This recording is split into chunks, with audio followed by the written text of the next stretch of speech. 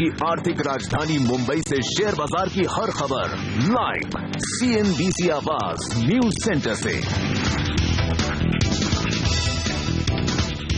कल दिखा भारतीय बाजारों में जबरदस्त उतार चढ़ाव, ट्रेडर्स कंफ्यूज, इन्वेस्टर कंफ्यूज और बड़ा सवाल है कि इस तरह के वोलेटाइल मार्केट में अब आगे का डायरेक्शन क्या रहेगा और किस तरह से ट्रेड करें और कैसे करें निवेश, इस पर होगा आज हमारा खास फोकस। नमस्कार, मार्केट काउंटडाउन में आप सबका स्वागत है। मैं हूं अनिल सिंह और मैं हर्षिता सावंत। भारी उठापटक और कल का आप सेशन कह सकते हैं एक मेजर रोलर कोस्टर राइड था। शुरुआत हमने मजबूती के साथ की और उसके बाद बाजार फिसला और धीरे धीरे करके वो खरीदारी फिर से लौटती हुई दिखाई दी। खासतौर से हमने देखा है बैंक निफ्टी एक परफॉर्मर साबित हो रहा है। जब भी बाजार को झटका मिल रहा है तो यहाँ पर सबसे पहले सपोर्ट आता हुआ, और मिड कैप काउंटर्स में भी हमने देखा पार्टिसिपेशन काफी स्ट्रांग। अनिल, क्योटिक है लेकिन इंटरेस्टिंग है। हाँ, और हर्षा कल सुबह जब हम बात कर रहे थे कि डेटा देखकर ये लग रहा है कि बाजार वोलेटाइल होगा, और कई बार ये होता है कि लोग ये समझते हैं कि हम इसलिए वोलेटाइल कह रहे हैं कि बाजार के ट्रेंड या डायरेक्शन का सही अंदाजा नहीं लग रहा है, लेकिन कई बार ऐसा होता है जब डेटा आपको सजेस्ट करते हैं कि बाजार काफी ऊपर नीचे होता हुआ नजर आएगा। और वैसा ही कल का एक ट्रेडिंग सेशन था भी, क्योंकि साफ तौर पर डेटा बता रहे थे, चाहे वो वायदा कारोबार के देख लें, चाहे आप FIs के डेटा देख लें, साफ तौर पर एक्शन दोनों ही तरफ होता हुआ दिख रहा था और दोनों ही तरफ के ट्रेडर मजबूती से अपना एक्शन करने की फिराक में नजर आ रहे थे। और यही वजह थी कि हम कह रहे थे कि बड़े तगड़े उतार चढ़ाव वाले ट्रेडिंग सेशन के लिए तैयार हो जाइए, और ये इस तरह के उतार चढ़ाव वाले सेशन शायद एक या दो और आपको देखने को मिले। हाँ, ये जरूर कह सकते हैं कि कल के मुकाबले में अब वॉलेटिलिटी, थोड़ा सा उतार चढ़ाव आपको कम होता हुआ दिख सकता है, लेकिन कल के उतार चढ़ाव को पढ़ने के लिए एक बेहतरीन तरीका यह है कि पहली बात तो यह कि बाजार कहीं कहीं 8000 से लेकर 8100 की रेंज में बेस फॉर्मेशन की कोशिश करता हुआ दिख रहा है। और जनरली एक बड़े ट्रेंड के बाद जब बड़ा उतार चढ़ाव होता हुआ दिखे तो वो बाजार में स्टेबिलिटी लाने के पहले का एक संकेत होता है, या फिर ट्रेंड रिवर्सल का संकेत होता है। कहना जल्दबाजी होगा, लेकिन हाँ, पहला संकेत ये मिला है कि बेस फॉर्मेशन की शुरुआत बाजार करता हुआ नजर आ रहा है। दूसरी बात, यहां पर जब आपके पास अब आगे चलते हुए न्यूज फ्लो थोड़े से कम होते हुए नजर आए, और जब न्यूज फ्लो के कम होने की संभावना है आपको ग्रीस से कम होती हुई दिखे, या फिर आपको पार्लियामेंट सेशन खत्म होने की वजह से होती हुई दिखे, या फिर FIs का टैक्सेशन का मुद्दा सुलझता हुआ नजर आए, तब आपको बड़े झटके या फिर बड़े पॉजिटिव खबर न मिलने की संकेत हो, तो फिर दोनों ही तरह के ट्रेडर्स, चाहे वो फिर तेजी करने वाले हो या मंदी करने वाले हो, या फिर इन्वेस्टर्स, वो बाजार पर एक पर्टिकुलर लेवल पर अपने व्यू लेने की कोशिश करते हैं। तो जो लॉन्ग टर्म इन्वेस्टर्स है उन्हें 8000 8200 की रेंज में बाजार आकर्षक लग रहे हैं, थोड़ा बहुत पैसा वो लगाना चाहते हैं, डोमेस्टिक फंड्स के पास लिक्विडिटी ज्यादा है। दूसरी तरफ वो ट्रेडर्स हैं जिन्होंने शॉर्ट पोजीशन बना रखी है, उन्हें लगता है बाजार अगर यहां नहीं गिर रहा तो थोड़ी बहुत खरीदारी करनी चाहिए। तीसरी तरफ ऐसे ट्रेडर्स भी है जो लॉन्गर टर्म या मीडियम टर्म के लिहाज से बाजार में अब भी ऊपर के लेवल पर बिकवाली का मौका देख रहे हैं, क्योंकि वो शॉर्ट करके ही पैसा बना रहे हैं। तो ये सारे तरह की जो कम्युनिटी एक साथ आकर बाजार में एक्शन में आ रही है, वो बाजार में इतना भारी उतार चढ़ाव दिखा रही है, जो कि कल के सेशन में देखने को मिला। ये बहुत मुश्किल काम है कि इस तरह के उतार चढ़ाव में आप कैसे ट्रेड कर पाए सही तरीके से, अगर आप ट्रेंड को सही ना पकड़े।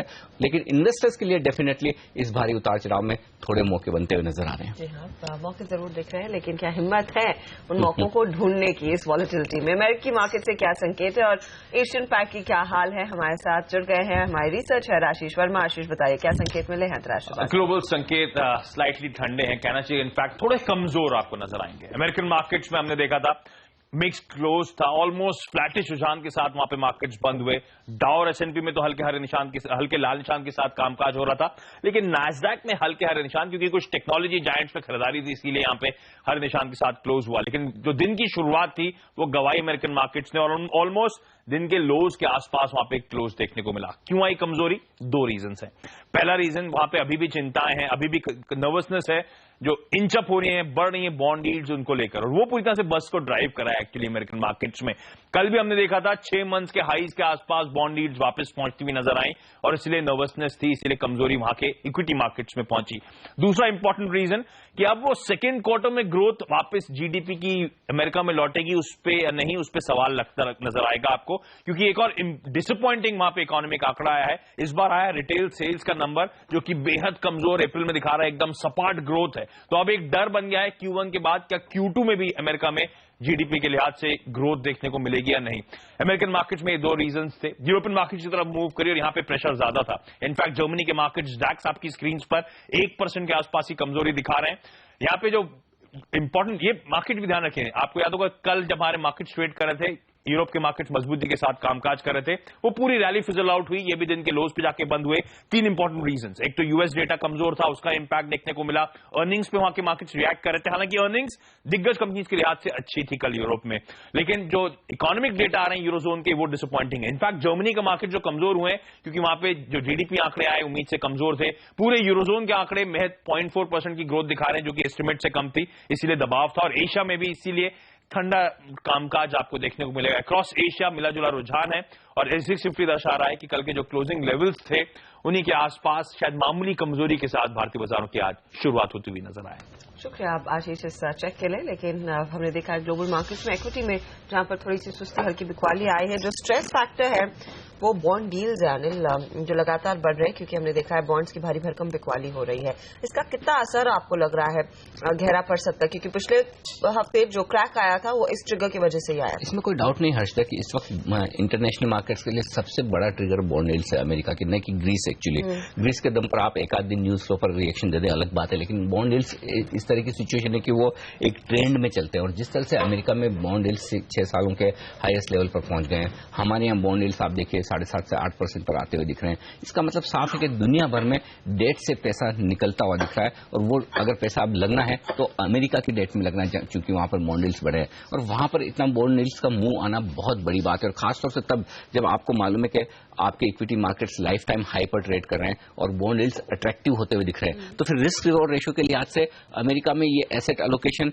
बहुत जल्द बदलने वाला, काफी कुछ बदलता हुआ दिख रहा है, और उस पर अगर बाजार वहां रिएक्शन दे रहे हैं तो बिल्कुल जायज है। अब इंटरेस्टिंग बात यह कि हिंदुस्तान के लिए इसका क्या मतलब निकलता है। हिंदुस्तान के लिए इक्विटी मार्केट्स का जो रिएक्शन है उस पर हमें फॉलो करना है। अदरवाइज अगर अमेरिका में बॉन्ड्स में ज्यादा पैसा जाए वैसे हमें फर्क नहीं पड़ता, लेकिन चूंकि पैसा वो इक्विटी से निकलेगा, और जो इक्विटी से पैसा निकलेगा वो जाहिर सी बात है कि उन फंड्स में से भी निकलेगा जो इमर्जिंग मार्केट्स में और इंडिया जैसे स्पेसिफिक कंट्रीज में पैसा लगाते हैं, तो उसका जो एक पार्ट हमें मिलने वाला रिडम्पशन प्रेशर का, वो आपको साफ तौर पर नजर आता है। दूसरी बात, हमारे यहाँ जो बॉन्ड यील्ड्स बढ़ते हुए दिख रहे हैं उसमें एक बड़ी दिक्कत एफआईएस के आउटफ्लो की है। आउटफ्लो दो लिहाज से, एक और तो जब आपको पता है कि बॉन्ड यील्ड्स बढ़ेंगे तो आपके बॉन्ड्स के दाम कम होने वाले हैं, गवर्नमेंट सिक्योरिटीज के दाम कम होने वाले हैं, और दूसरी ओर आपकी करेंसी कमजोर होने वाली है। तो जब करेंसी और बॉन्ड यील्ड की डबल मार आप पर पड़ती हुई दिखे तो फिर एफआई इक्विटी में से पैसा निकालने के बाद डेट में से भी पैसा निकालने की सोचते हैं, और वो सोच रहे निकाल रहे हैं। तो ये दो बड़े इंपैक्ट है जो भारतीय बाजारों पर पड़ने वाले हैं। जी हाँ, तो क्लियरली थोड़ा सा दबाव इस लिहाज से बनता हुआ दिखाई देगा या फिर असर डालेगा इस सेंटिमेंट पर। लेकिन डेटा पॉइंट्स पर गौर करें तो यहाँ पर कल के पूरे स्विंग सेशन में हमने देखा है एफआईआई ने लगभग 70 करोड़ की बिकवाली की है। वायदे बाजार में अगर आप देखें तो खरीदारी हुई है करीब 340 करोड़ के आसपास की। लेकिन अनिल, हमने देखा है इंडेक्स फ्यूचर्स बेच रहे हैं, स्टॉक फ्यूचर्स में खरीदारी हो रही है, और इंडेक्स ऑप्शंस में भी पोजीशन है। अब डेटा पढ़ना थोड़ा सा उतना ही मुश्किल है जितना कल था, और कल इसी वजह से आपने देखा कि किस तरह से वोलेटाइल ट्रेड हुआ। फर्क सिर्फ हर्षदा इतना है कि डेटा कल के जितने भारी भरकम नहीं है, I mean, जितने परसों डेटा भारी भरकम थे उतने कल नहीं दिख रहे हैं। आप देखिए कल मार्केट 400 पॉइंट के आसपास ऊपर बंद हुए, उसके बावजूद आप एफआईएस की बिकवाली का आंकड़े देख रहे हैं। अब ये राहत की बात है कि सिर्फ 70 करोड़ की बिकवाली है, लेकिन क्या इस तरह के मजबूत बाजार में खरीदारी नहीं होनी चाहिए? अब इसे आप पॉजिटिव पढ़ना चाहें तो ये कह सकते हैं कि 70 करोड़ की बिकवाली है, नेगेटिव तो यह है कि बिकवाली का आंकड़ा है। अब आइए डोमेस्टिक फंड्स की तरफ से, वहां पर सबसे सूदिंग आंकड़ा है कि 338 करोड़ की खरीदारी हुई। तो डोमेस्टिक फंड्स का कमिटमेंट कहीं भी हिलता हुआ नजर नहीं आ रहा है। बहुत लंबे समय बाद ऐसा देखने को मिल रहा है, 250 करोड़ की खरीदारी। हाँ, तो बहुत लंबे समय बाद ये देखने को मिल रहा है कि डोमेस्टिक फंड्स इंडियन मार्केट्स पे अब ज्यादा भरोसा कर रहे हैं। पहले शुरुआत में ये होता था कि एफआईएस का भरोसा ज्यादा था और डोमेस्टिक फंड्स लगातार बिकवाली करते थे, लेकिन अब इस अच्छे करेक्शन के बाद डोमेस्टिक फंड्स का कॉन्फिडेंस इंडियन मार्केट्स पर बाउंस बैक को लेकर ज्यादा मजबूत दिख रहा है। आइए इंडेक्स फ्यूचर्स में 650 करोड़ की जो बिकवाली है उसमें दो तरीके के संकेत है, और ये इंटरेस्टिंग संकेत है। पहला तो है बैंक निफ्टी और निफ्टी दोनों को मिलाकर देखिए, बैंक निफ्टी में लॉन्ग पोजिशन कल पहली बार बनती हुई नजर आई, और ये एक अच्छा संकेत है एफआईएस के लिहाज से। लेकिन इसके सामने अब बैंक निफ्टी के बजाय निफ्टी शॉर्ट करने हैं एफआईएस, और साथ ही अपनी लॉन्ग पोजीशन को उन्होंने कम भी किया। तो 650 करोड़ की जो इंडेक्स फ्यूचर्स की बिकवाली का आंकड़ा है वो बहुत अच्छा नजर नहीं आ रहा। स्टॉक फ्यूचर्स में 425 करोड़ की खरीदारी हुई है, आंकड़ा पॉजिटिव है, लेकिन आप देखिए 800,000 करोड़ की जो रोज खरीदारी के आंकड़े स्टॉक फ्यूचर्स में दिखते थे वो कम होते हुए दिखे। तो आंकड़े ये कह सकते हैं कि मिक्स है, न्यूट्रल से पॉजिटिव साइड पर आप इन्हें रख सकते हैं थोड़ा सा। अनिल, लेकिन वायदे बाजार की क्या पोजीशनिंग रहेगी, क्योंकि हमने देखा है 8,000 फिर 8,100 फिर 8,350 and now way back to 8,200 hold करें ना करें, यहाँ पर भी काफी कंफ्यूजन है। कंफ्यूजन है, इसमें कोई डाउट नहीं हर्षद, और उस लिहाज से फिर आपको लेवल्स को रेस्पेक्ट करना ही होगा। लोअर साइड पर 8,000 से लेकर 8,100 सपोर्ट जोन है, और कल भी हम यही बात कर रहे थे कि 8,100 पर जो पुट का हाईएस्ट ओपन इंटरेस्ट शिफ्ट हुआ है वो बेहद पॉजिटिव, और कल बाजार ने एक्जैक्टली 8,090 का लो बनाया है, तो वहीं पर सपोर्ट लिया है। तो डेटा कहीं कहीं आपको बाजार का डायरेक्शन देते हैं और मार्केट उन्हें रेस्पेक्ट करता है। तो अब भी आज के लिए 8,100 आपके लिए एक तरह से बहुत स्ट्रॉन्ग सपोर्ट है, हालांकि हम उससे बहुत ऊपर है, 125 पॉइंट ऊपर है, लेकिन सपोर्ट सबसे बड़ा तो 8,100 के आसपास आता हुआ दिख रहा है। ये short term medium term traders के लिए, जो इन्वेस्टर्स हैं उनके लिए साफ तौर पर यह दिख रहा है कि 8,000 से लेकर 8,100 की रेंज में बाजार बेस फॉर्मेशन की कोशिश कर रहा है, तो आपके लिए वहां सपोर्ट हो गया। अब अपसाइड क्या बन सकती है? 8,250 के पार निकलकर टिकना बाजार के लिए एक पहला लेवल है जिस पर नजर होनी चाहिए वायदा कारोबार के आंकड़ों के लिहाज से। अगर हम 8,250 के पार निकले तो फिर 8,350, 8,400 की रेंज में जाने की कोशिश कर सकते हैं। जो आंकड़े दिख रहे हैं कल के सेशन में, कुछ पॉजिटिव भी हैं, कुछ नेगेटिव। पॉजिटिव पहला तो ये कि प्रीमियम में कल बढ़त होती हुई दिखी है, 16 पॉइंट की प्रीमियम 4 पॉइंट से बढ़कर हुई है। पुट कॉल रेशियो फिर से 0.98 पर आता हुआ दिखा, और स्टॉक्स में और बैंक निफ्टी में लॉन्ग पोजीशन बनी है, और निफ्टी में काफी हद तक अनवाइंड होती हुई दिखी है पोजीशन, और थोड़ी बहुत शॉर्ट कवरिंग भी होती हुई नजर आई, फ्रेश शॉर्ट भी बने। तो निफ्टी में अब भी दिक्कत है, ये बाजार में साफ तौर पर नजर आ रहा है। लेकिन स्टॉक्स और बैंक निफ्टी लंबे समय के बाद, खासतौर से बैंक निफ्टी पॉजिटिव संकेत दे रहा है। आज के सेशन में भी अगर बाजार को ऊपर की तरफ जाकर मजबूत रहना है तो अल्टीमेटली आप डायरेक्शन निफ्टी से मत लीजिए, बैंक निफ्टी से लीजिए, और बैंक निफ्टी आपको बताएगा कि बाजार को कमजोर होना है या नहीं होना है। और अगर बैंक निफ्टी कमजोर नहीं होता तो फिर बाजार कमजोर नहीं होगा। ये संकेत साफ कल के आंकड़ों से दिख रहे हैं। पुट कॉल रेशियो फिर से 1 की तरफ जाता हुआ दिख रहा है, अभी भी कंफर्टेबल जोन में, ऐसा नहीं कि ओवरबॉट है, नहीं ओवरसोल्ड है, तो बैलेंस है। तो वायदा कारोबार के आंकड़े भी ठीक मिले जुले हैं, दोनों ही तरफ के हैं, पॉजिटिव भी नेगेटिव भी। लेकिन हाँ, 8,100 अब अच्छे सपोर्ट के तौर पर सामने आता हुआ नजर आ रहा है। क्या रणनीति आपकी होनी चाहिए इस तरह के मार्केट में कमाई करने की? आपकी मदद के लिए हमारे साथ होंगे हमारे ढेर सारे एक्सपर्ट्स। 9:25 पर प्रभुदास लीलाधर के अजय बोट के हमारे साथ जुड़ेंगे। अजय से जानेंगे कि क्या अब बाजार में खरीदारी शुरू कर देनी चाहिए और कमाई के लिए स्ट्रैटेजी क्या रहे। साथ ही 9:35 पर हमारे साथ जुड़ेंगे डाल्टन कैपिटल राइजेस के एमडी UR भट्ट, और उनसे समझेंगे कि आगे की क्या ट्रिगर्स रहेंगे और इस वॉलेटाइल मूव में क्या बेस्ट स्ट्रैटेजी हो। इसके अलावा ल्यूपिन के वाइस चेयरमैन कमल शर्मा से हम करेंगे बातचीत। कल आए थे कंपनी के नतीजे, प्रेशर में रहे कंपनी के नतीजे, और जानने की कोशिश करेंगे आगे के लिए क्या है राह कंपनी की। लेकिन सवाल सबका यही है कि आज की रणनीति अनिल क्या हो? कल के मुकाबले में वोलेटिलिटी कम होगी, पहला तो ये क्योंकि डेटा से वो साफ नजर आ रहा है। दूसरा ये कि अब भी डायरेक्शन को लेकर क्लैरिटी और कॉन्फिडेंस दोनों ही तरह के ट्रेडर्स में नहीं है, चाहे वो लॉन्ग ट्रेडर्स हो या फिर शॉर्ट ट्रेडर्स। तीसरा ये कि 8,100 सपोर्ट के तौर पर बहुत स्ट्रांगली सामने आता हुआ दिख रहा है। चौथा ये कि अल्टीमेटली बाजार का मूड तब बदलेगा जब आप 8,350 के पार निकले। तो ये 4 बड़ी फाइंडिंग्स कल के डेटा से दिख रही है। लेकिन इससे पहले क्योंकि हम 8,100 और 8,350 की बात कर रहे हैं, जो कि यहां से काफी दूर है, तो फिर होगा क्या?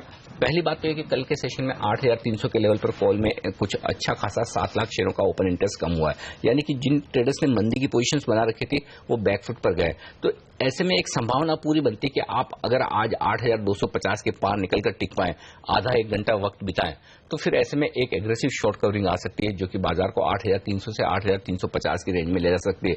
लेकिन लग ये रहा है कि 8,325, 8,350 को पार करने में मुश्किल होगी। कुछ पॉजिटिव न्यूज फ्लो चाहिए, लेकिन कल जिस तरह से बाजार बिना न्यूज फ्लो के वोलेटाइल होता हुआ दिखा है, तो अब ये अंदाजा लगाना भी थोड़ा सा मुश्किल काम है कि बाजार किस चीज पर रिएक्शन देगा। इस बीच लोअर साइड पर अगर आप इंट्राडे ट्रेड कर रहे हैं तो फिर 8,200 के आसपास का अपना स्टॉप लॉस लगा लें, और पोजिशनल ट्रेडर हैं तो 8,100 पर लगा लें। लग ऐसा रहा है कि शायद कल की बड़ी तेजी के बाद आज चूंकि संकेत बहुत ज्यादा नहीं है, पॉजिटिव भी नहीं है, तो हो सकता है आप बाजार में थोड़ा सा सुस्ती के साथ पहले कारोबार होते हुए देखें, और शायद शुरुआती आधे 1 घंटे में दोनों ही तरह के ट्रेडर्स एक दूसरे की ताकत नापने की कोशिश करेंगे कि तेजी की तरफ बढ़ना है या मंदी की तरफ बढ़ना है, और उसके बाद बाजार का डायरेक्शन होगा। तो फिर बेहतर ही होगा कि बाजार के डायरेक्शन के विपरीत कॉन्ट्रा कॉल लेकर ट्रेड करें, अगर आप इस उतार चढ़ाव को, इस वॉलेटिलिटी को ट्रेड करना ही चाहते हैं। अदरवाइज साल में कुछ दिन ऐसे होते हैं, 4, 5, 7 दिन ऐसे होते हैं जहां इतना भारी भरकम उतार चढ़ाव होता है, अगर उस दिन आप ट्रेड ना करें तो कुछ खोएंगे नहीं, बल्कि हो सकता है आप पैसे बचाएं। लेकिन हाँ, इन्वेस्टर्स के लिए यहां पर मौके बन सकते हैं इस भारी भरकम उतार चढ़ाव में, ऐसे स्टॉक्स जो फंडामेंटली मजबूत है, जहां पर करेक्शन हो चुका है, जहां पर अब संकेत आते हुए दिख रहे हैं एफआईएस की तरफ से खरीदारी के, और जो स्टॉक फ्यूचर्स में खरीदारी हो रही है, वहां पर ग्रेजुअली एक एक्यूमुलेशन, धीरे धीरे वो स्टॉक्स जमा करने का एक मौका बन सकता है, तो वहां पर नजर रखनी चाहिए। ट्रेडर्स के लिए थोड़ा सा अभी भी ऐसा लगता है कि मामला ऐसा है जिसमें आपको शायद पैसा बने न बने, लेकिन आपको जबरदस्त उतार चढ़ाव देखना पड़ सकता है। तो वहां पर उनको सावधानी रखने की जरूरत है, क्वांटिटी कम करने की जरूरत है। जितना आप ट्रेड करते हैं उसका 20-25% ही ट्रेड करें, और वो भी बेहद स्ट्रिक्ट स्टॉप लॉस के साथ, और वो भी तब ये मानकर चलें कि स्टॉप लॉसेस पहले ट्रिगर होंगे, शायद आपके टारगेट्स जल्दी हासिल न होते दिखें। तो ट्रेडर्स के लिए मुश्किल भरा समय है अगर आप इस वॉलेटिलिटी को राइड नहीं कर सकते हैं। तो वक्त हो रहा है एक छोटे से ब्रेक का, लेकिन वॉलेटाइल मार्केट में कौन से स्टॉक्स आपके रेडार पर होने चाहिए, कहां पर खबरों का असर देखने को मिलेगा, कौन से नतीजे हैं जो आज राइड करेंगे ट्रेंड को, इस सब पर हमारी नजर रहेगी। हमारी पूरी टीम लेकर आएगी आज के टॉप 10 स्टॉक्स ब्रेक के बाद।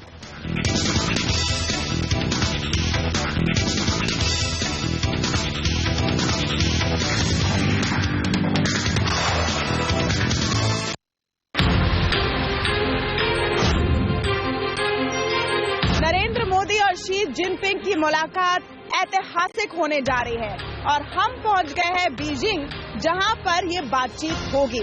यहां से हम आपको पल पल की खबर देंगे इस पूरे मीट की और बताएंगे कैसे दुनिया के दो विशाल देश एक साथ काम कर पाएंगे। तो जुड़ना ना भूलिए हमारे साथ सिर्फ CNBC आवाज पर।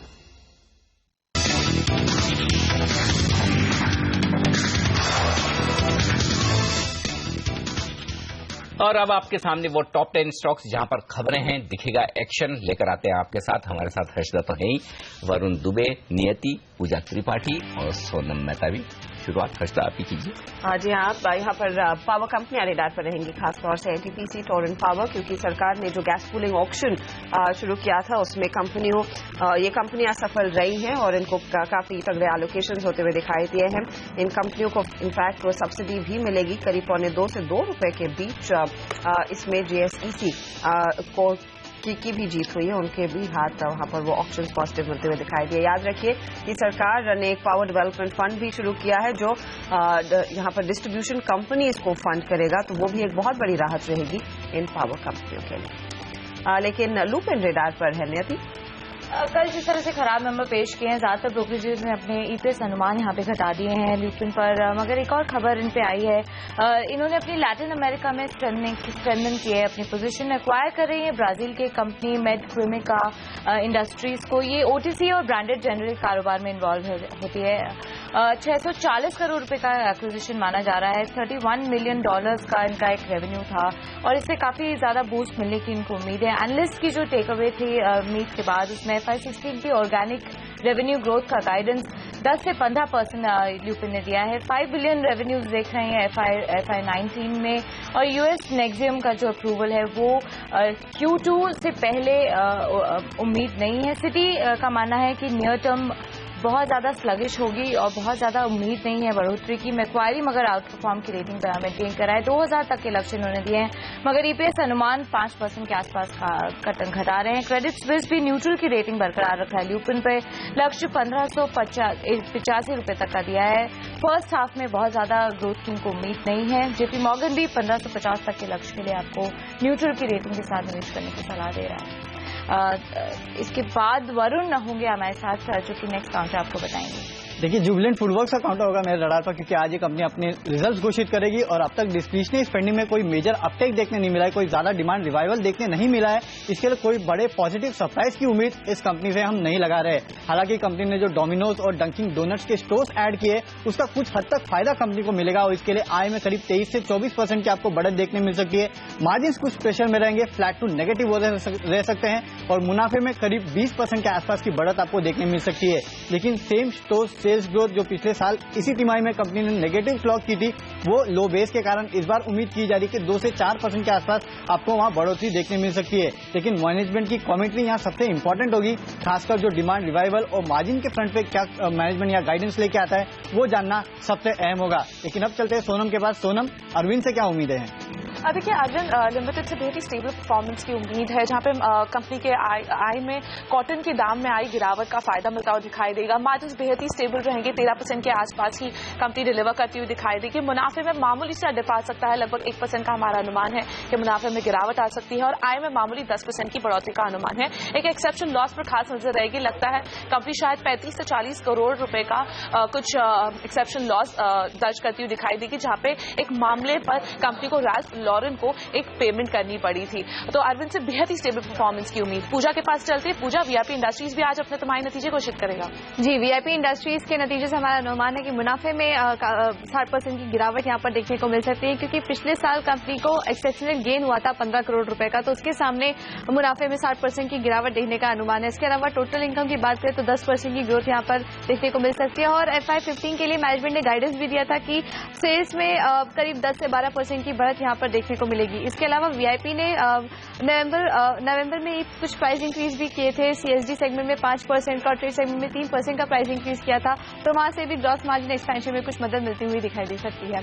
अब चलते हैं वरुण के पास, बताइए एविएशन से क्या खबर निकल कर आ रही है। देखिए, हॉलीडे सीजन शुरू होने के पहले एविएशन कंपनी से दरअसल अपनी जो किराया है या फिर डिफरेंट चार्जेस है उसमें अच्छी खासी बढ़ोतरी की। टिकट फेयर्स में इन्होंने बढ़ोतरी की, वही कैंसिलेशन चार्जेस में भी अच्छी खासी बढ़ोतरी की। इसके अलावा जो प्रीमियम से विंडो ये बाकी सीट्स के लिए चार्ज करते हैं उसमें भी लगातार ये बढ़ोतरी करते जा रहे हैं। इसके लिए कॉम्पिटिशन कमीशन को यहाँ शक है कि यहाँ कोई कार्टेलाइजेशन किया जा रहा है एविएशन कंपनी द्वारा, और इसके लिए कॉम्पिटिशन कमीशन दरअसल इस पूरे जो टिकट फेयर या सब कुछ बढ़ाया गया है उसकी एक समीक्षा करेगा और डीजी को जल्दी एक रिपोर्ट सबमिट करते हुए नजर आएगा। और इसके लिए आज एविएशन स्टॉक्स अच्छे खासे आपके रडार पे होने चाहिए। एक अच्छा खासा रिएक्शन आपको इन काउंटर्स में आज देखने मिल सकता है। लेकिन चलते नियति के पास। नियति, ग्लेनमार्क पे ब्रोकरेजेस क्या कह रही है? CLSA biggest brokerage house firm ने इनिशिएट किया है अपनी बाय की रेटिंग के साथ इस पे कवरेज 1060 रुपए तक के लक्ष्य, 19% का अपसाइड पोटेंशियल एक ग्लेनमार्क पे देख रहे हैं। अर्निंग्स ग्रोथ रिवाइव करती हुई नजर आएंगी जिस तरह से यूएस में अप्रूवल से पिकअप हो रहा है। 30% CAGR कोर अर्निंग्स में देख रहे हैं FY15-18 के दौरान। यूएस सेल्स रैंप अप करती हुई नजर आएंगी जिस तरह से न्यू लॉन्चेस कर रहे हैं। डील पाइपलाइन जो लॉन्च पाइपलाइन है वो बहुत ज्यादा मजबूत है। ऑपरेटिंग लेवरेज को यहाँ पे ड्राइव करता हुआ नजर आएगा। निवेश करके चलिए 1060 रुपए तक के लक्ष्य आपको यहाँ पे देखने को मिल सकता है ग्लेनमार्क पे। पूजा अगला काउंटर आपको बताएगी। जी, IOC, गेल और अदानी एंटरप्राइजेस के काउंटर भी आज आपके रडार पर होने चाहिए। यहाँ इन दोनों ही कंपनियों ने धर्मा पोर्ट पर टर्मिनल बनाने के लिए अदानी ग्रुप के साथ MOU साइन कर लिया है और आगे चल के IOC और गेल इस प्रोजेक्ट में इक्विटी स्टेक खरीद सकते हैं। सोनम, 4 काउंटर्स पर नजर रहेगी जिन्होंने कल मार्केट आज के बाद अपने तिमाही नतीजे घोषित किए थे। इसमें दालमिया भारत काउंटर फोकस में रहेगा जिन्होंने बहुत ही स्ट्रांग नंबर्स घोषित किए हैं, खासी ऑपरेशनली बहुत ही स्ट्रांग नंबर्स है, जहां पे 22.46% की कंपनी ने मार्जिन डिलीवर किए हैं पिछले साल के 13.47% के मुकाबले।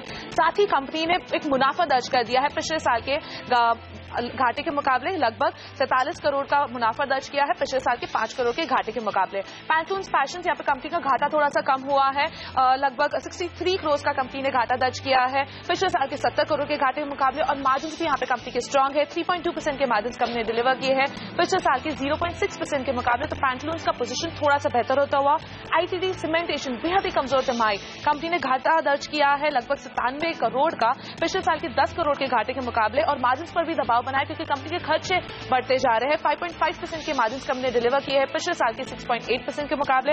और आखिर में अशोका बिल्डकॉन, यहाँ पे कंपनी के चौथे तिमाही नतीजे जबरदस्त दिखाई दे रहे हैं, खासतौर से कंपनी का मुनाफा यहाँ पे 3 गुना हो चुका है। कंपनी के मार्जिन 21% पर आए हैं जो फ्लैट है बिल्कुल पिछले साल के मुकाबले और कंपनी के आय में 32% की बढ़ोतरी हुई है। हर्षदा, आखिरी स्टॉक इमामी इनफैक्ट यहाँ पर नंबर्स के बाद क्रेडिट स्विस ने अपना कॉल दिया है और उन्होंने कहा है कि वो आउट परफॉर्मर की रेटिंग बरकरार रखेंगे। हालांकि उन्होंने अपना टारगेट प्राइस 1110 से घटाकर अब 1080 कहा है।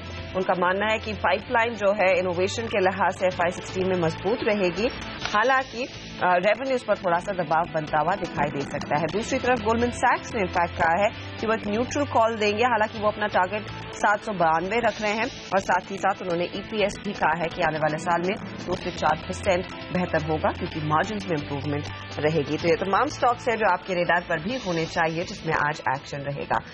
हम लेंगे इसी के साथ एक छोटा सा ब्रेक, लेकिन आगे हमारे एक्सपर्ट्स जुड़ेंगे और उनसे जानेंगे आज आपकी क्या रणनीति हो। ब्रेक के बाद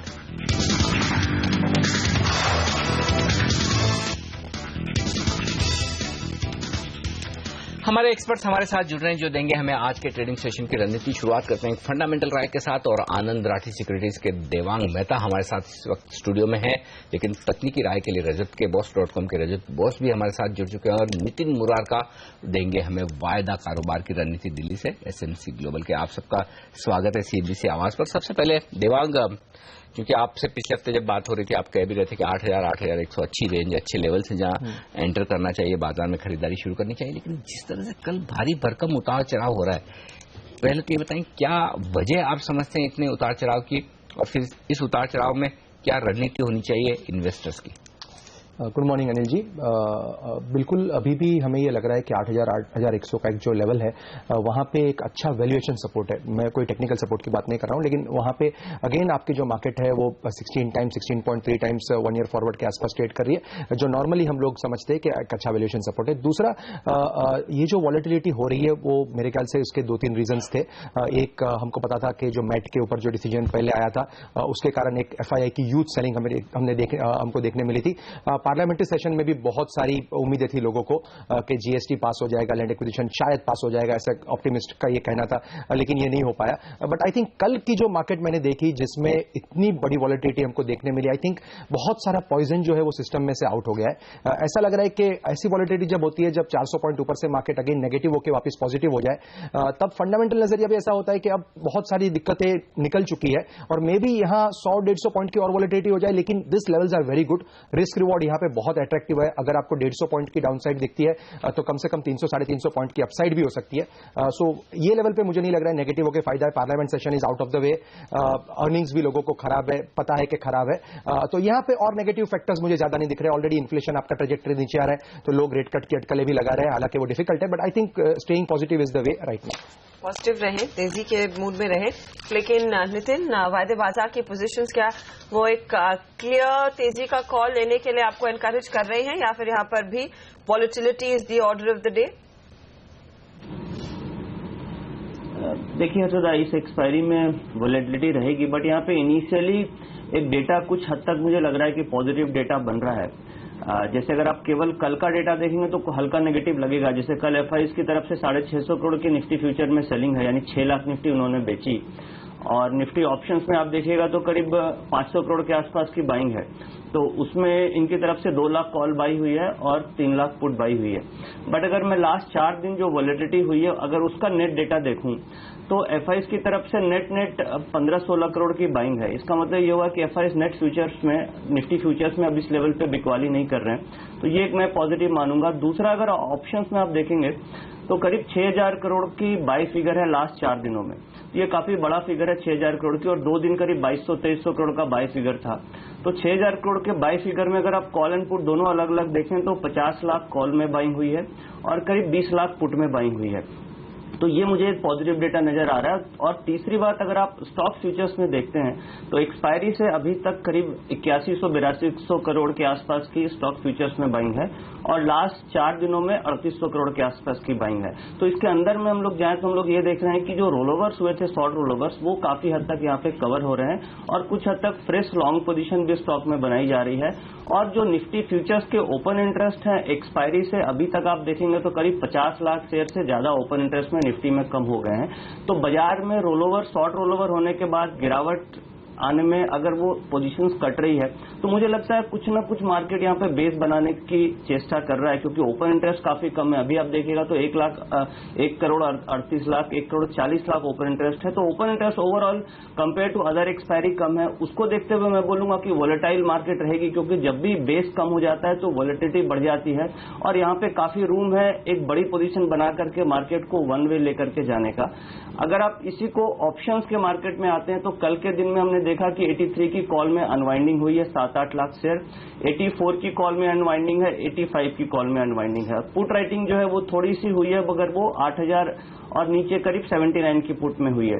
तो जो डेटा है उससे लग रहा है कि मार्केट एक बार 80, 150, 82 की रेंज में एक सपोर्ट लेने की कोशिश करेगा, और यहां से एक बार 8350 की तरफ मूव करेगा। तो यहाँ पे फ्यूचर में आपको स्टॉप लॉस रखना है, वो करीब 8200 या फिर 8190 के आसपास होगा, और ऊपर टारगेट मुझे लगता है कि एक बार 8350 की तरफ हम लोग मूव कर सकते हैं। जी, तो 8350 के आसपास जाने की संभावना बनती है बाजार की इस पुल बैक में। और आपको याद होगा परसों भी हमने 8326 के आसपास का हाई बनाया था, उससे पहले 8350 के आसपास का हाई बनाया था। तो वो रेंज है जो बाजार के लिए डिसीजिव फैक्टर होगी। लेकिन इस बीच एसएक्स निफ्टी मामूली कमजोरी के साथ खुलने के संकेत दे रहा है, जो कि 15 पॉइंट नीचे।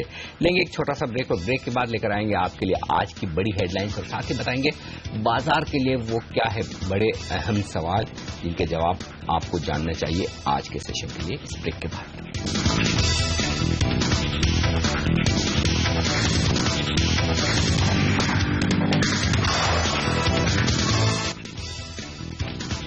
और आगे बढ़ने से पहले नजर डालते हैं इस वक्त की हेडलाइंस पर।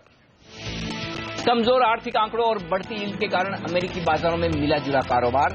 डाउ और S&P में मामूली गिरावट, लेकिन नैस्डैक हरे निशान पर हुआ बंद। एशियाई बाजारों की कमजोर शुरुआत और SGX निफ्टी भी मामूली गिरावट के साथ। अमेरिका के खराब रिटेल आंकड़ों और कमजोर डॉलर से सोना 5 हफ्ते के सबसे उच्चतम स्तर पर पहुंचा। अंतर्राष्ट्रीय बाजार में 2% बढ़कर $1210 के पार। डॉलर 3 महीने के निचले स्तर पर लुढ़का। 3 दिन के दौरे पर प्रधानमंत्री नरेंद्र मोदी पहुंचे चीन। शियान के एयरपोर्ट पर पारंपरिक अंदाज में हुआ भव्य स्वागत। टेराकोटा वॉरियर्स म्यूजियम के बाद बौद्ध मंदिर बुद्ध पैगोडा में होगी राष्ट्रपति शी जिनपिंग से मुलाकात। For some reason, the principal opposition party, the Congress party, took a view that it needs one more committee. It's surprisingly because it was their own bill. वित्त मंत्री अरुण जेटली ने GST पर कांग्रेस के रुख पर जताई हैरानी। कहा, मॉनसून सत्र में हर हाल में पास कराना होगा GST संशोधन बिल। 2 महीने की देरी से होगा भारी नुकसान। बंद पड़े पावर प्रोजेक्ट्स जल्द होंगे शुरू। गैस की नीलामी हुई खत्म। NTPC, GSEC, टोरेंट पावर और CLP ने जीती बोलियां। एयरलाइन कंपनियों की मनमानी के खिलाफ आवाज की मुहिम का असर। मनमाने किराए, विंडो सीट और रिफंड के नाम पर यात्रियों को लूट रहे हैं। सांसदों ने भी उठाई आवाज, सरकार का मिला साथ। व्यक्तिगत राय है कि ऐसा नहीं होना चाहिए, इस पर चर्चा होनी चाहिए, इस पर कोई ना कोई पॉलिसी बननी चाहिए। और आज के लिए वो सबसे बड़े सवाल जिस पर हर एक ट्रेडर और इन्वेस्टर की होनी चाहिए नजर। हमारे साथ है हर्षदा इन सारे सवालों को लेकर। अनिल, सबसे पहले इंटरनेशनल मार्केट का अगर हाल देखें तो हमने देखा है एक थोड़ा सा सॉफ्ट सेशन बनता हुआ दिखाई दे। तो सबसे बड़ा सवाल यही है आज के लिए, इंटरनेशनल मार्केट के क्यूज क्या रहेंगे, कंसिडरिंग थोड़ी सी सुस्ती है, साफ दिशा नहीं मिलती हुई दिखाई दी है। इसके आगे लार्ज जो पिक्चर उभर कर आ रही है वो FIIs के लिहाज से क्या रणनीति होगी, और साथ ही साथ बाजार में जो हमने देखी है भारी उठापटक, उसमें आप क्या रणनीति बनाएं। श्योर ये सभी ट्रेडर्स, निवेशक जानना चाहते हैं, क्योंकि हर रोज हम देख रहे हैं 300 पॉइंट का स्विंग ऊपर और नीचे की तरफ बनता हुआ दिखाई दे रहा है। FIIs की ओर से हमने देखा है थोड़ी सी खरीदारी के आंकड़े जरूर वायदे बाजार में आए हैं, लेकिन क्या इनका मूड बेहतर हो रहा है या फिर जो कैश में इनकी हल्की फुल्की बिकवाली हो रही है, यह भी संकेत है कि FIIs पूरी तरह से भारतीय बाजारों में लौटते हुए नहीं दिखाई दे रहे। तो क्या है FIIs का मूड, इसको समझने की काफी बड़ी जरूरत है इस समय। लेकिन बैंक निफ्टी जो हम देख रहे हैं अब थोड़ी सी बढ़त दिखाने में कामयाब दिख रहा है। तो क्या बैंक निफ्टी में इतना पूरा दम है कि भारतीय बाजारों को वो अब ऊंचाइयों की तरफ ले जाए, या फिर जो नियर टर्म में पीक्स दिखाई दे रहे हैं 8350 या फिर 8450 उस पर रहेगी नजर। ये सब जानना चाहते हैं कि यहां पर और भी स्ट्रेंथ आएगी या नहीं। लेकिन एक क्रूशियल फैक्टर है करेंसी का। इनफैक्ट इस समय इमर्जिंग मार्केट्स में रुपए पर ज्यादातर लोग एक सेल कॉल लेते हुए दिखाई दे रहे हैं, और ये इंटरनेशनल अखबारों की भी खबरें बनता हुआ दिखाई दिया है। तो क्या रुपए की चाल थोड़ी सी और कमजोर होगी, यहां पर और कितना दबाव आएगा, या फिर कल जहां पर हमने देखा था हल्का सा स्ट्रेंथ आएगा तो करीब हम 64 के आसपास टिकी रहेंगे, वो एक बहुत बड़ा क्वेश्चन है आज के ट्रेड के लिहाज से। तो ये सारे सवाल जिनके जवाब लेंगे हमारे साथ एक्सपर्ट्स हैं, देवांग मेहता, रजत बोस और नितिन मुरारका। और पहला जवाब वॉलेटिलिटी पर। रजत, आपके साथ चार्ट्स क्या कह रहे हैं, इतने उतार चढ़ाव का क्या मतलब निकाला जाए, क्यों हो रही है वॉलेटिलिटी, और फिर ऐसे में निफ्टी को कैसे ट्रेड करेंगे आप? देखिए, मैं निफ्टी में यही कहूंगा कि आज के दिन 8217 का लेवल काफी महत्वपूर्ण रहेगा। उसके ऊपर अगर निफ्टी मेंटेन करेगा तो स्ट्रेंथ बरकरार रहेगा, ऊपर की तरफ और ऊंचाई चढ़ेगा, ऐसा एक्सपेक्ट करना चाहिए। बट ऑप्शंस डेटा एनालाइज करते हुए मुझको जो फील हुआ है वो एक्चुअली विंडिकेट हो रहा है कि even institutional investors are not sure as to which direction the market is going to take. इसीलिए FII का call as well as put में इतना भारी रकम से बाई हुआ है, तो वो देखते हुए यही लगता है कि जब आप कॉल एंड पुट दोनों तब ही बाई करते हैं जब आप एक्सपेक्ट करते हैं कि market will not be unidirectional, वो दो तरफा वोलाटिलिटी दिखाएगा, तो इसीलिए वॉलेटाइल मार्केट रहेगा, ऐसा ही समझ में आ रहा है। और आप एक चीज देखिए, अभी इंट्राडे वॉलेटिलिटी भी काफी बढ़ चुका है। और इसी हालत में आप कोई पर्टिकुलर डायरेक्शन लेंगे, कुछ भी ट्रेड लेंगे, उसका स्टॉप लॉस हिट कर जाता है, उसके बाद में आप जो सोचे थे वो भी होता है। तो इसीलिए अभी ट्रेड करना थोड़ा सा मुश्किल हो गया है। बट मैं यही कहूंगा कि हो सकता है एक बार अगर 8,250 260 ये रेंज पार करके निफ्टी रह पाए तो ऊपर की तरफ में 8,350 टेस्ट होने की पॉसिबिलिटीज है।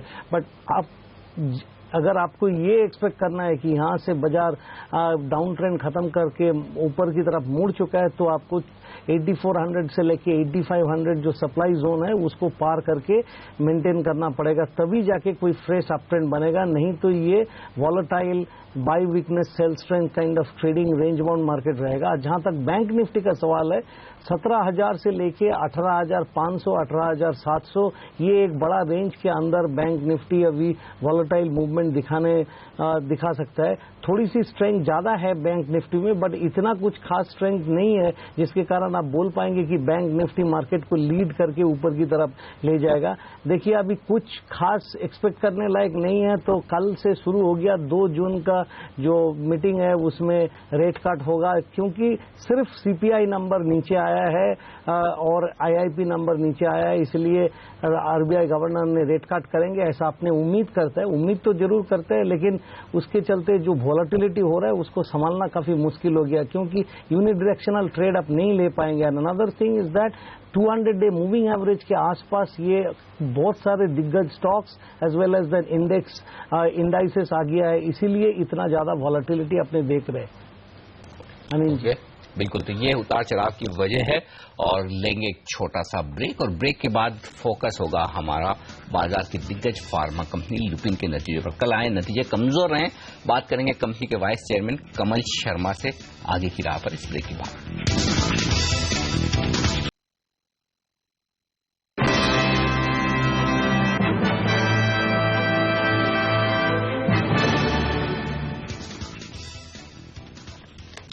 और चौथी तिमाही में ल्यूपिन के मुनाफे और आय दोनों में कमी देखी गई है। आरएनडी पर खर्च बढ़ने से ईबिटा मार्जिन भी घटकर 25% के आसपास रहा है। क्या है कमजोर नतीजों की वजह, जानते हैं कंपनी के वाइस चेयरमैन डॉक्टर कमल शर्मा से। शर्मा साहब, स्वागत है आपका सीएनबीसी आवाज पर।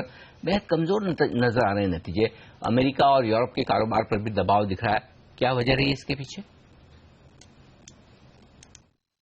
तो जैसे आपने सही पहचाना, आपने कहा, मैं जैसे बताऊंगा आपको कि अगर आप एनुअल परफॉर्मेंस देखेंगी तो 14% रेवेन्यू ग्रोथ और 31% नेट प्रॉफिट ग्रोथ एक बहुत अच्छी ग्रोथ कहला सकते हैं। लेकिन क्वार्टर में 3-4 चीजें हो गई जिससे कि ये थोड़ा डिप्रेस लग रहा है। एक तो ये कि इस क्वार्टर में launches were much lesser than corresponding quarter last year. दूसरा, ये जो करेंसीज हैं yen and rand in South Africa, yen in Japan, इनका डेप्रिसिएशन के कारण से जो एक ट्रांसलेशन लॉस आता है हमारे कंसोलिडेटेड अकाउंट में, वो भी अफेक्ट करता है हमको। तीसरा ये कि जो जापान में प्राइस कट हुआ, याका कट जिसको बोलते हैं, एवरी ऑल्टरनेट ईयर होता है, वो उसका इफेक्ट 4th क्वार्टर में आया है। तो आप देखेंगे कि पहले 3 क्वार्टर में क्योवा का जो ग्रोथ था वो 15% था, लेकिन लास्ट क्वार्टर में 6 या 7% है। इसका कारण यही है कि उसमें प्राइस कट जो उन्होंने अनाउंस किए थे उसका पूरा इफेक्ट आ गया 4th क्वार्टर में सडनली। तो ये जो है 3-4 रीजन है, और लॉन्च इसलिए नहीं हुआ क्योंकि अप्रूवल नहीं मिला यूएस एफडीए से। बट ये सिचुएशन ऐसी है कि आगे जाके सुधरने वाली है, क्योंकि कोई भी इसमें परमानेंट चीज नहीं है। करेंसी को छोड़ के, करेंसी भी ऊपर नीचे जाती है वैसे तो जी। शर्मा साहब, हमने ये भी नोटिस किया है कि आपके आरएनडी एक्सपेंसेस एक पीक पर हैं। पिछले 3 क्वार्टर्स में अगर आप देखें तो इस क्वार्टर में 10% पर नंबर देखने को मिला है, तो क्या ये आगे और बढ़ेंगे? और जो मोस्ट इम्पोर्टेंट क्वेश्चन है कि इसका फाइनेंशियल बेनिफिट कब हम आता देखेंगे? बिल्कुल, जो भी कंपनी ग्रोथ करना चाहती है उसको कॉम्प्लेक्स प्रोडक्ट्स लेने पड़ेंगे, बायोसिमिलर लेने पड़ेंगे, कॉम्प्लेक्स इंजेक्टेबल्स लेने पड़ेंगे, स्पेशलिटी एरिया जैसे कि डर्मेटोलॉजी है, रेस्पिरेटरी है, ऑप्थेमोलॉजी है, वो लेने पड़ेंगे। और ये जो स्पेशल एरियाज हैं इसमें FDA चाहता है कि हम लोग क्लिनिकल ट्रायल करें। तो हर एक ये जो एरिया जो हम नया अपना रहे हैं, क्योंकि ग्रोथ करना है, जैसे आप जानते हैं, आप सब लोग पूछते भी हैं हमसे कि 16-17 में पेटेंट क्लिफ आ जाएगी। इसका मतलब ये है कि जो छोटे मॉलिक्यूल है उनका पेटेंट जो एक्सपायर होते हैं वो कम हो जाएंगे। तो उसके लिए प्रिपेयर करना पड़ेगा कि आप कॉम्प्लेक्स प्रोडक्ट्स को बनाएं, बिल्कुल, क्योंकि उसके आगे भी तो आपको ग्रोथ करनी है। राइट शर्मा साहब, तो फिर मेरा अगला सवाल ये है कि चौथी तिमाही में आपकी जो मार्जिन में भी गिरावट आई है, क्या ये सिर्फ R&D का खर्च बढ़ने की वजह से ही आई है, और फिर आगे चलते हुए क्या मार्जिन और कमजोर हो सकते हैं? नहीं, जैसे आप देखेंगे कि जो ईयर एंड का जो एबिटा है, एनुअल एबिटा, वो 30.1% है, जो कि पिछले साल के 28% से ज्यादा है। लेकिन ये एनुअल बेसिस पे है। सिर्फ लास्ट क्वार्टर में जैसे जो कारण जिसके मैंने ऑलरेडी आपको बताए हैं, प्राइस इरोशन, याका कट और लेस लॉन्चेस, और दूसरा जो करेंसी का इफेक्ट है, उसके कारण से लास्ट क्वार्टर में आपको मार्जिन्स, एबिटा मार्जिन्स कम दिखते हैं। तो ये ये जो हुआ है बाजार में, इसको सुधारने के लिए हमारे पास स्ट्रैटेजीज हैं और वो हम लोग अप्लाई करेंगे आगे जाते हुए। तो लुपिन चौथी तिमाही में एक डिसअपॉइंटिंग परफॉर्मेंस, कल स्टॉक 3% टूटा था। इनफैक्ट कई ब्रोकरेजेस की भी रिपोर्ट आ गई है और यहाँ पर वो ज्यादा ऑप्टिमिस्टिक नहीं है। दिवांग, आपकी क्या सलाह होगी? कल जो पिटाई काउंटर की और गिरावट आएगी, लॉन्ग टर्म निवेशकों ने जो पैसा लगाया हुआ है एग्जिट करें या फिर डिप पर खरीदारी करें? आई थिंक अर्शदा, मुझे लग रहा है ये शायद एक वन ऑफ क्वार्टर लग रहा है जहां पे नतीजे खराब है। नेचुरली कल हमने देखा था स्टॉक में थोड़ी पिटाई हुई थी, आज भी करेक्शन हो सकता है। We will review the stock, हमारा अंडर रिव्यू है इस समय पे। तो मुझे लग रहा है कि इतनी बड़ी नेगेटिविटी नहीं आनी चाहिए। थोड़े करेक्शन के बाद अगर मौका मिलता है तो मे बी इन डे और टू एक बार स्टेबिलिटी आ जाती है स्टॉक में, फिर लॉन्ग टर्म इन्वेस्टर को अगर बाय भी करना है तो अच्छा मौका होगा। हमने देखा कि थोड़ा बहुत करेक्शन फार्मा स्टॉक्स में आए बिकॉज ऑफ हाई वैल्यूएशन, तो एक वैल्यूएशन करेक्शन एक बार हो जाने के बाद एक मौका मिल सकता है आगे। ओके, तो शायद एक अच्छी अपॉर्चुनिटी काउंटर में इस समय खरीदारी करने की डिप्स पर। हम लेंगे एक छोटा सा ब्रेक और ब्रेक में जाते जाते आप वो तस्वीरें देख सकते हैं। प्रधानमंत्री नरेंद्र मोदी शियान में टेराकोटा म्यूजियम पहुंच चुके हैं और उनकी आज से ही चीन की यात्रा शुरू हुई है। यहां से वो आगे गूज पगोड़ा भी जाएंगे और आज मुलाकात होगी शी जिनपिंग से।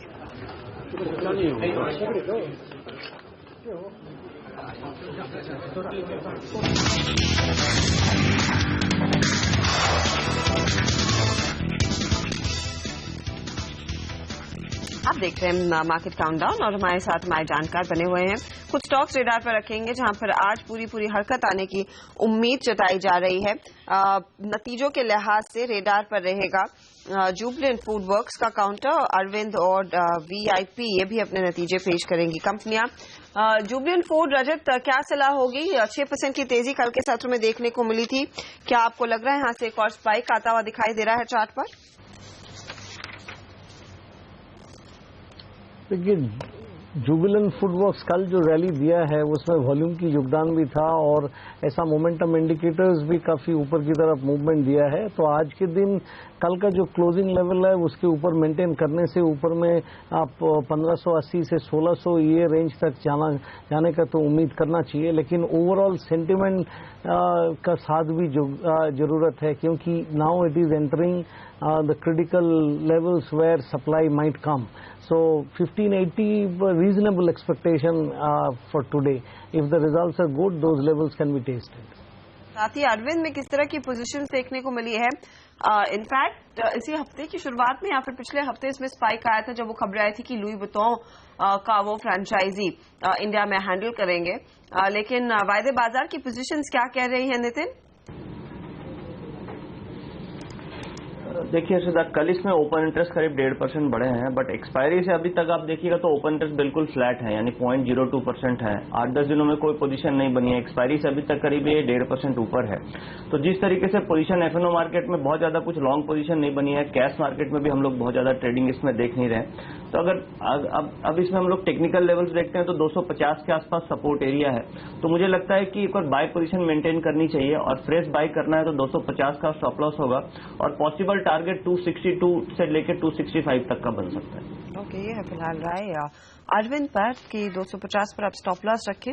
देखना होगा नतीजे कैसे रहेंगे, जहां पर हमारा अनुमान है कि मुनाफे में एक बढ़त देखने को मिलेगी। वीआईपी इंडस्ट्रीज ये एक आउट परफॉर्मर रहा था पिछले साल, लेकिन इस क्वार्टर में शायद कंपनी का मुनाफा फिसल सकता है। ये 20 करोड़ से घटकर 7.5 करोड़ पर आने की संभावना हमारी है, और ऑपरेटिंग मार्जिन्स भी एकदम सपाट रहेंगे। क्या कॉल रहेगा देवांग आपका इस स्टॉक पर, कंसिडरिंग कि ये परफॉर्म कर चुका है, इसमें पहले अच्छी खासी रैली आई और उसके बाद इसमें करेक्शन देखने को मिला।